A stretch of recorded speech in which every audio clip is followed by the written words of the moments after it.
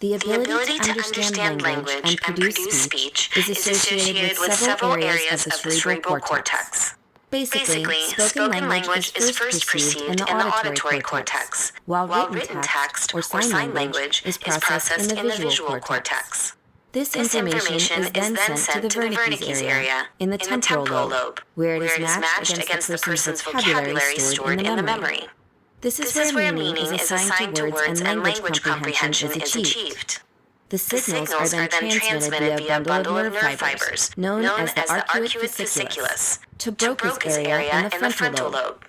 Broca's area is responsible for production of speech. Output from Broca's area goes to the motor cortex, which controls muscle movements necessary for speech. A language disorder caused by brain damage is called aphasia. Lesions in the Wernicke's area cause sensory or receptive aphasia. Wernicke's aphasics have trouble understanding language, whether it is spoken or written, but have no motor problems.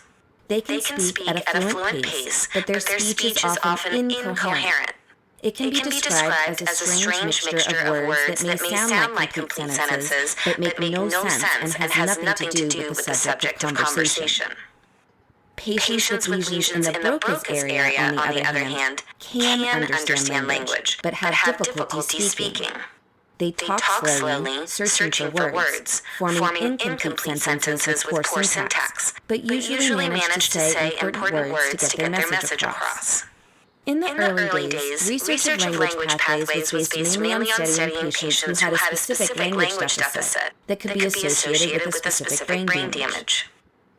Nowadays, advanced brain imaging techniques allows mapping in real time the areas of the brain that are activated when a person carries on a specific task. Thanks to these techniques, a third area is found to be essential for language comprehension: the inferior parietal lobule. This lobule is not only connected to both Wernicke's and Broca's, but also to the auditory, visual, and somatosensory cortical areas. The inferior parietal lobule is therefore perfectly wired to perform a multimodal, complex synthesis of information. It can process and connect different word elements, such as the sound of the word, with the look and feel of the object. The language centers are usually located in only one hemisphere: the dominant hemisphere of the brain, which is the left side in right-handed people. The corresponding areas in the right hemisphere are responsible for the emotional aspect of language. Lesions in the right hemisphere do not affect speech comprehension or formation, but result in emotionless speech and inability to understand the emotion behind the speech, such as sarcasm or a joke. The right hemisphere may also develop to take over the main language functions if the left side is damaged in early childhood. This phenomenon is known as neuroplasticity.